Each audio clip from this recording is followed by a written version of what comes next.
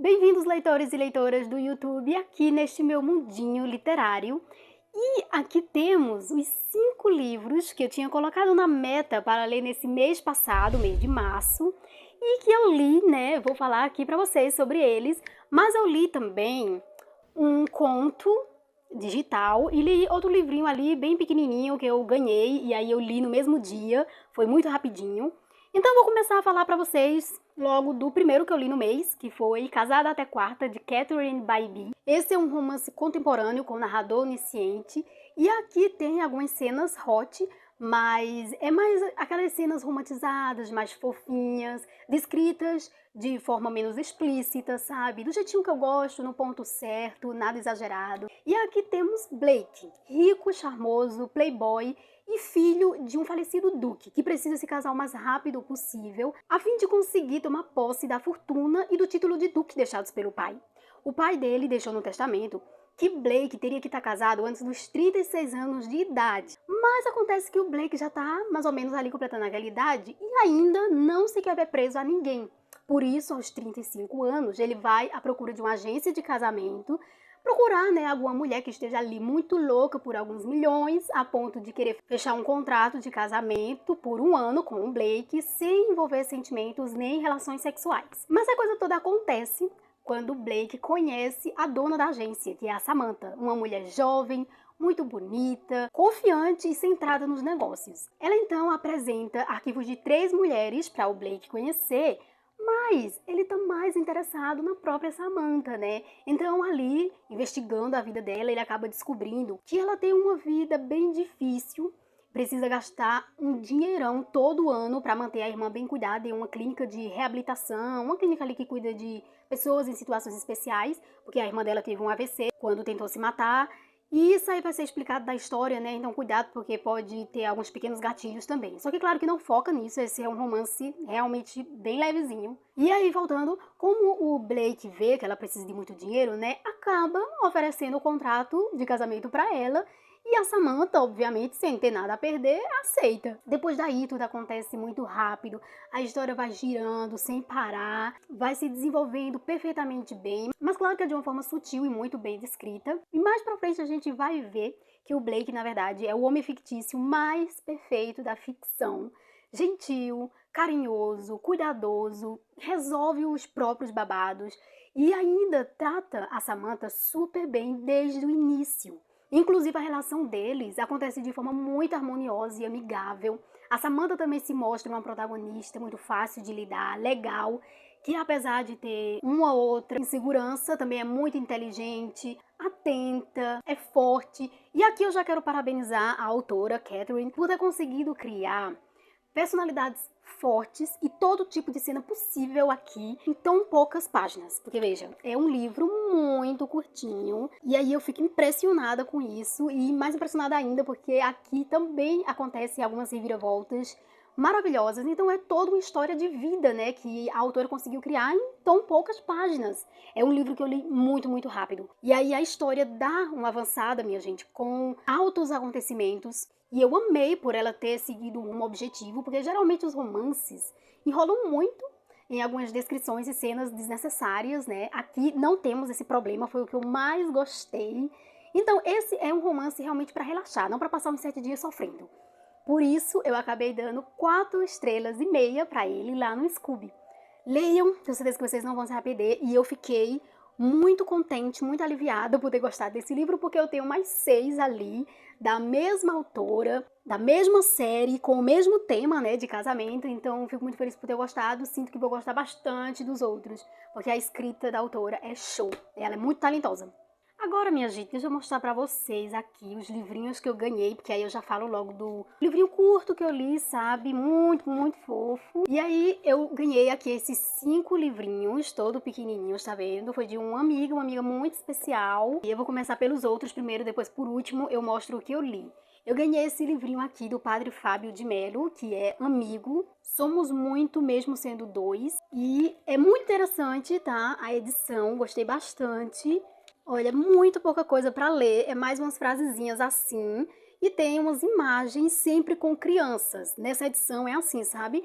Que é da editora Gente, olha só. E aí, Ele é assim, com essas imagens e o texto é curtíssimo, né? Por isso que a gente lê bem rápido.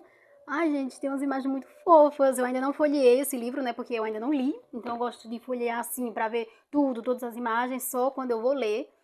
Esse daqui, que é de Zíbia Gasparetto, Pensamentos, A Vida Responde às Nossas Atitudes, são umas frases, sabe? Uns pensamentos da autora, bem curtinhos assim também, numa edição perfeita. Gente, o que foi essa edição? Que edição tão linda! E essa editora é qual, meu Deus? Gente, não sei que editora é essa. Não faço ideia, porque aqui não tá o nome. Não sei se tá em algum lugar. 2000 anos depois. A editora Vida e Consciência. Tá escrito aqui no final. Então, tipo, tem, nossa, umas páginas muito lindas e bem rapidinho de ler. Eu já li livros da Zíbia Gasparetto, eu gostei bastante. Ela lê romances meio espirituais, né? É assim que fala? Romances espirituais, acho que é. E aí esse é o livro mais diferente que eu já vi dela, né? Eu achei muitíssimo, muitíssimo interessante. Ainda não li, mas já tô louca pra ler. Aqui atrás tem: ser sensível não é ser frágil, é perceber as delicadezas do espírito. Maravilhoso, maravilhoso. E aí temos também esse livro aqui, O Tartufo ou O Impostor, de Molière, dramaturgo e ator francês. Esse livro aqui, ele é escrito em forma de roteiro de uma peça de teatro. Assim como eu tenho também o Alto da Compadecida, que é escrito dessa mesma forma. Esse daqui é assim, numa edição mais simples, né? Edição econômica, da editora Martin Claret. Nossa, também estou muito curiosa para ler, porque olha só, ele é assim, ó, com as cenas. Espero que dê pra ver aí, tá, gente? Não. Então também é muito curto, tenho certeza que vai ser muito rápido. Aí, o próximo é esse daqui, A Influência da Lua em Nossas Vidas. Eu também achei muito interessante, porque eu acho a Lua um satélite lindo, maravilhoso. Claro que isso aqui, gente, tem um calendário lunar também, que é de 2010, 2011, então é um livro muito antigo.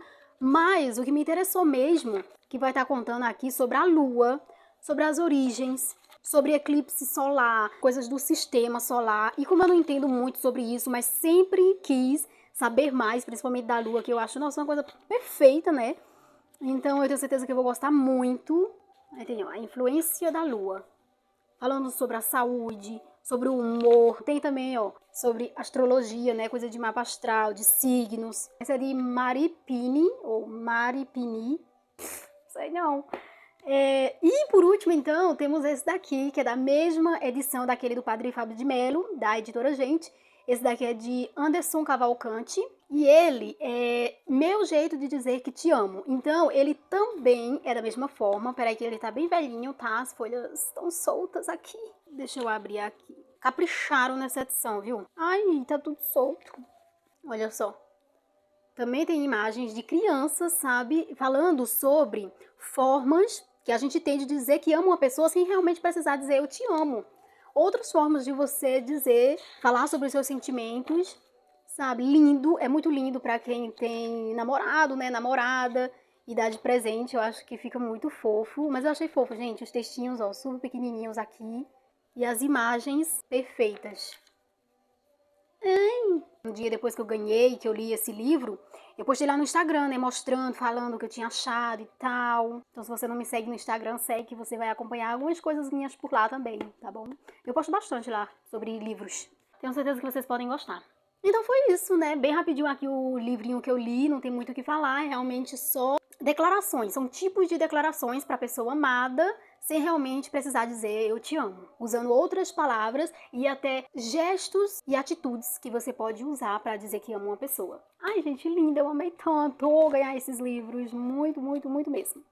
Olha aí, fiz um book haul, tá vendo? Um book haul improvisado. Tá bom, vamos para o próximo livro. E o próximo aqui dos meus lidos é Não Me Esqueças, de Babi Assetti. O segundo livro que eu tô lendo dela, já li o primeiro, que foi Meia-Noite Evelyn, vai estar aqui no Offscats, para vocês verem se quiserem. Se não me engano, foi os lidos do mês passado, do mês de fevereiro, no caso. Esse livro é um romance de época, mais 16, com narração em terceira pessoa. E aqui nós vamos acompanhar a vida da Elizabeth, que é a filha de um duque. Saindo de uma história que tem o filho de um duque, viemos para a história da filha de um duque. Menina, que coisa pouco original. E no início vamos acompanhar ela com a família, né? O pai, a mãe, a relação dela com os 3 irmãos, a avó também, super chata. Até que em um baile, quando ela tinha 15 anos de idade, ela acaba sofrendo uma decepção amorosa e depois disso nunca mais quer saber de casamento, não quer saber de casar. E ela vai passar a se dedicar aos seus estudos, ao seu amor pelo povo e pela cultura celta, que ela já gostava desde criança, por escutar tantas lendas, tantos mitos, por ser tão apaixonado por esse tipo de cultura tão diferente, sabe? Só que aí o pai e a avó dela ainda vão continuar insistindo que ela precisa se casar. Esse tem que ser o destino de todas as jovens dessa época. Mas ela vai receber um convite de um conhecido para ir para casa dele na Escócia, passar lá a temporada de bailes. E aí, como o pai acha, né, que ela vai poder arranjar lá uma pessoa diferente, ele acaba aceitando que ela vá, só que a família vai junto, mesmo assim não vão no mesmo dia, no mesmo tempo que ela vai primeiro, e aí uns 15 dias depois é que eles iam também, porque eles tinham coisas para resolver. Então ela acaba indo sozinha na frente com a camareira e um monte de guardas e umas 3 carruagens, o que ela acha um exagero, né? E que não adianta de nada, porque no meio do caminho eles acabam sendo atacados, os guardas são todos mortos e a camareira dela acaba sendo confundida com a filha do duque, com a Elizabeth, né? Então ela é levada pelos bandidos e eles abandonam a Lizzie lá, a Elizabeth, lá no meio do nada, sem ninguém. E ela acaba ficando machucada e desmaiada. Mas assim que ela acorda, né, mesmo desnorteada, ela vai à procura de um escape, procurar alguma ajuda e acaba desacordada, depois de tanto cansaço, na frente de um castelo celta. E aí ela é encontrada pelo misterioso e mascarado líder de um povoado que eles chamam de clã, que é o Garrett. E aí nós vamos acompanhando o mistério da parte do Garrett e também vamos entendendo que ele e o seu povo vivem ali escondido no castelo e numa vila murada para conseguir manter suas tradições que estão sendo ameaçadas e não se submeterem ao povo inglês, que é quem está ameaçando essas tradições deles, querem pôr fim nos costumes, nas crenças desse povo. E a Lizzie, obviamente, por ser uma inglesa, ela vai sofrer muito com a hostilidade daquele povo ali, pelo tempo que ela vai ter que ficar lá. Porque ela vai ter, obrigatoriamente, que ficar lá com eles. Até porque no início ela tá muito machucada, ela acaba ficando muito doente. E aí tanto o Garrett como a tia dele e a irmã, que são pessoas maravilhosas, vão gostar bastante dela, vão ficar lá cuidando, fazendo de tudo para ela se recuperar, mas mesmo depois disso ela ainda não vai poder ir embora. Então é um mistério que tem aí por trás. Mas mesmo com tudo isso, mesmo com esse tipo de preconceito que a Lizzie vai acabar sofrendo, ela vai se mostrar corajosa, desafiadora, determinada e até independente. Mas claro que tem algumas outras coisas aqui também que fizeram eu ficar um pouquinho contra ela, sabe? Foram algumas atitudes. E claro, aqui a Lizzie também vai ficar encantada com tudo que ela vai encontrar ali naquele castelo e ela vai viver muita coisa da cultura celta, como ela sempre sonhou.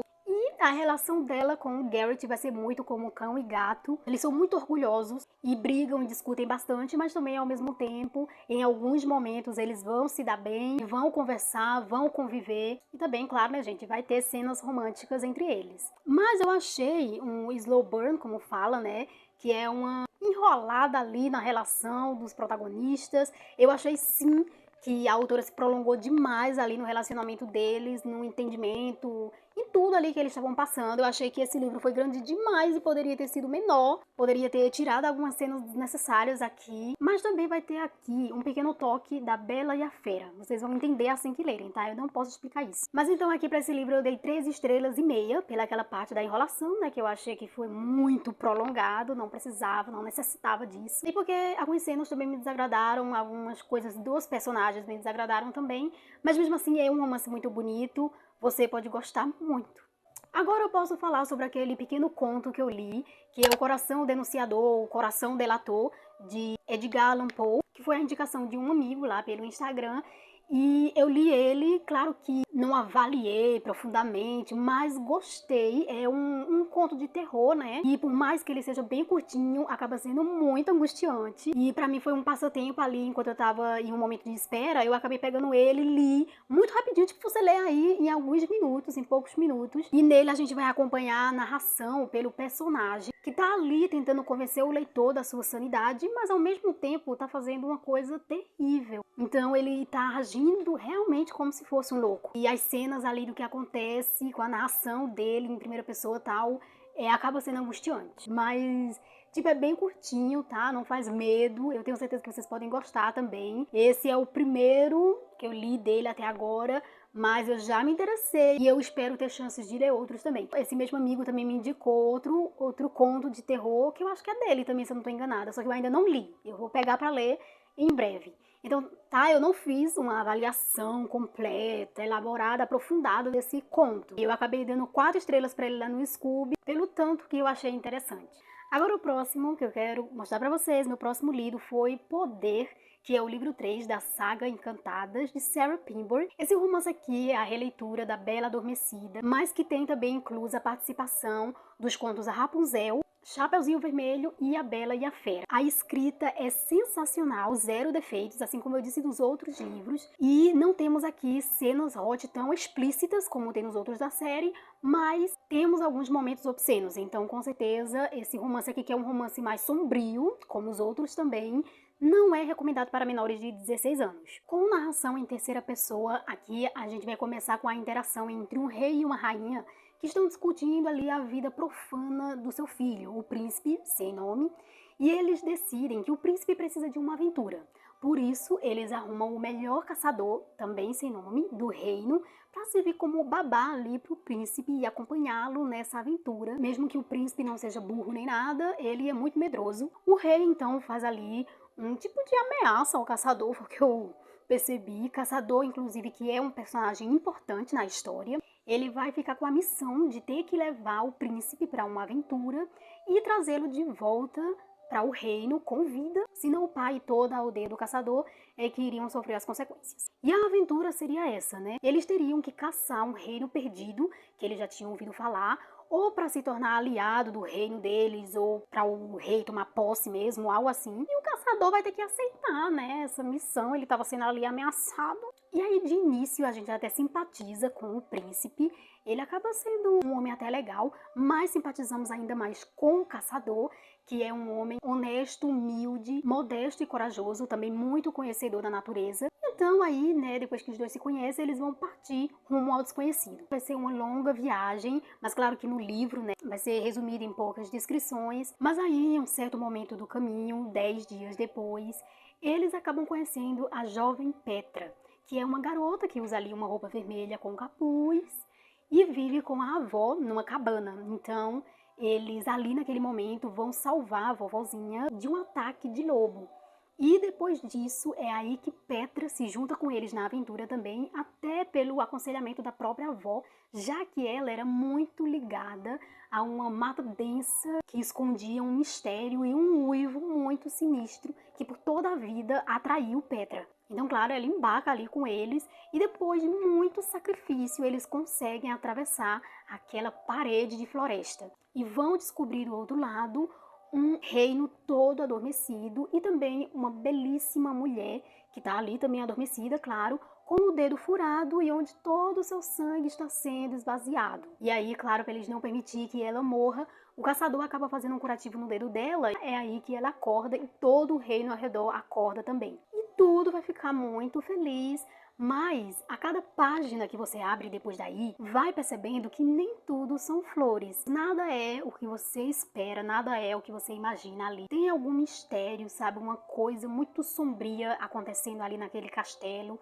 Pessoas muito desconfiadas e, claro, uns pequenos suspenses aqui. Tudo aqui é surpresa, muita coisa sinistra. Novos personagens aparecem mais pra frente e novas histórias surpreendentes. É exatamente como o caso daquele primeiro livro de Casada Até Quarta. É um livro tão fininho, tem tão poucas páginas, mas ao mesmo tempo muitas coisas acontecendo. E aqui tem uma cena também que a gente até sente a agonia de um personagem. Claro que tem um romance também, mesmo sendo meio michuruca, porque o foco, na verdade, é a aventura, o mistério e toda a magia aqui envolvida. Então eu dei 4 estrelas para ele lá no Scooby. Eu achei maravilhoso e tenho certeza que vocês podem gostar também. Eu indico a trilogia completa. É demais. E aqui no final até tem uma entrevista com a autora, onde ela está respondendo várias perguntas sobre a trilogia, sobre como foi feita a trilogia e até a ordem que ela também pode ser lida, além de seguir nessa ordem, né, de primeiro, segundo e terceiro. Nossa, muito legal, muito legal. Agora, gente, vamos logo para esse daqui, eu vou deixar o outro por último. Vamos para Diário de um Banana, Casa dos Horrores, que é o 6º livro, e acabei lendo praticamente no mesmo dia, ou foi em 2 dias, mas acho que foi no mesmo dia. Então vamos ver, acompanhar alguns momentos da vida desse menino tão dramático que é o Greg, ele com sua família. E ali naquela época do Natal, eles ainda estão estudando, na verdade, ainda não entraram em férias, mas estão ali no Natal. E aí ele vai acabar arranjando um jogo novo, que é para cuidar de um bonequinho, sabe? Vai ter um momento que ele vai precisar comprar roupas novas para esse joguinho dele, mas vai precisar de dinheiro de verdade, então ele vai pedir à mãe, só que a mãe vai dizer para ele ralar e conseguir seu próprio dinheiro. Então ele vai estar ali tentando fazer alguma coisa pelos vizinhos para ver se ganha dinheiro. Como sempre, muitas atrapalhadas vão acontecer, mas aí, como eles estão no inverno, vai acabar caindo bastante neve e vai fechar assim a cidade. O pai deles vai acabar ficando em um hotel, porque não consegue voltar para casa, e eles vão ficar em casa sozinhos. E aí, nesse meio tempo, né, muita coisa vai acontecer, muita coisa engraçada, bem divertida. Também cenas na escola, né? E como eu tinha falado no vídeo que eu mostrei meus livros da Meta, eu falei um pouquinho do que estava na sinopse, que a escola do Greg ia ser pichada e ele ia acabar sendo o principal suspeito. Aí não é exatamente uma pichação que acontece, mas realmente é por culpa do Greg que acontece, como sempre, né, gente? Uma atrapalhada atrás da outra na vida desse menino. Mas, né, aqui são cenas misturadas. Então, além dessas cenas, além desse joguinho dele, além do Natal que tá chegando, outra coisa também, os meninos lá na escola estão sendo privados de algumas brincadeiras e alguns brinquedos pelos próprios professores e diretores lá na escola, né? Mas é por um certo motivo que eu não vou contar para não perder a graça para vocês que querem ler também. Eu gosto demais desses livros do Diário de um Banana. É isso, como sempre, eu não sei falar tanta coisa assim sobre o Diário de um Banana, né? É uma história em quadrinhos e como muitas coisas acontecem ao mesmo tempo e tá tudo junto e misturado, eu não consigo ser tão precisa para vocês, tá bom? Então, vamos agora, gente, para o último livro, que é esse daqui. Dentro da Baleia e Outros Ensaios, de George Orwell, que é aquele que está na minha meta dos 24, antes dos 24. Sempre falo, sempre deixo nos cards. E, infelizmente, gente, o que é esse livro? Gente, ele não é direcionado para nós, brasileiros. Não é. Vou explicar pra vocês. Esse livro aqui é onde o George, né, o autor, tá analisando e fazendo algumas críticas a determinados assuntos. E eu confesso que a maioria deles ficaram muito distante do meu entendimento e eu fiquei muito perdida em quase todos, porque, por exemplo, no primeiro ensaio, ele está fazendo comentários defendendo um escritor que tinha acabado de publicar um livro bem polêmico e que ninguém tinha coragem de dizer que gostou. Porque ele tá falando ali em uma época, né, de 1930, 1940, ou mais ou menos isso. Aí ele realmente está analisando a escrita daquele escritor, sabe? E fala muito sobre a literatura da época, também comenta e compara com outros escritores, com os mais velhos e os mais jovens. Então ele faz diversos comentários sobre muitos outros autores ingleses e de outras nacionalidades até. Mas, gente, é muito complicado, porque é de outra época. Tá falando da literatura daquela época, sabe? Que eu sei que deve ter ajudado bastante as pessoas a entenderem o que estava acontecendo no mundo da literatura, assim, naquela época da Segunda Guerra Mundial, se eu não me engano. Mas foi mais especificamente para o povo inglês, né? E ainda mais naquela época, não é pra gente. Então, como ele cita vários autores, assim, que eu não conheço, que eu não faço ideia de quem seja, e até fala muito sobre política, citava sobre o liberalismo da literatura na época. Muita coisa eu fiquei perdida, muita coisa eu fiquei confusa, e mesmo assim, né, como são 9 ensaios que tem aqui, pra não dizer que não gostei de nenhum, eu gostei de uns 2, onde o autor tá até relatando coisas que aconteceram com ele mesmo. Mas, gente, chegou em uma certa parte lá pra frente que só tava ficando ainda menos interessante. Tipo, tudo que tava falando aqui não me importava. Como mais pra frente, quase perto do final, eu passei muito da metade, tava ficando muito chato, a leitura tava muito arrastada, eu não tava conseguindo continuar. Pra mim, eu tava perdendo muito tempo nisso, porque não ia acrescentar em nada na minha vida, não me interessa em nada esse tipo de assunto, e eu tenho certeza que a quase ninguém aqui do Brasil, deste século, vai interessar, sabe? Claro, claro, não tô dizendo que não é nada aqui é importante. Tem umas coisas aqui que realmente é importante, que até para os dias de hoje serve, mas não é muito, é só uma coisa ou outra. Muito difícil. O resto não me interessa, não me acrescenta em nada. Então, por isso, eu acabei abandonando, gente. Pois é, eu não terminei, então não classifiquei lá no Scooby. Eu abandonei, realmente. Eu já tinha passado muito da metade, mas não consegui. Chegou um certo momento que só piorou, as coisas estavam ficando ainda menos interessantes, menos importantes pra mim, e eu não consegui continuar. Fiz umas marcações aqui, ó, porque no começo realmente estava interessante, eu estava conseguindo entender alguma coisa ou outra, algumas coisas me interessaram, por isso eu fiz essas marcações. Gente, terminei! Então, um abandonado, né, e todos os outros 6 eu li e gostei bastante, né, como vocês puderam ver aí pelas minhas avaliações. Eu acho que a nota mais baixa que eu dei foi para Não Me Esqueças, da Babi A7, infelizmente. Então, acaba que, né, gente, eu li esse daqui, mas não terminei, então eu não sei se vai contar lá naquela minha meta dos 24 antes dos 24. Espero que vocês tenham gostado desse resumo que eu dei pra vocês aí da história. Espero que tenham se interessado por esses livros. E eu acredito que vai ter um vídeo da próxima meta de leituras, né, para esse mês de abril. Então, espero muitíssimo que vocês assistam também, que vocês possam me acompanhar aqui no canal. Um beijão e até o próximo vídeo. Tchau!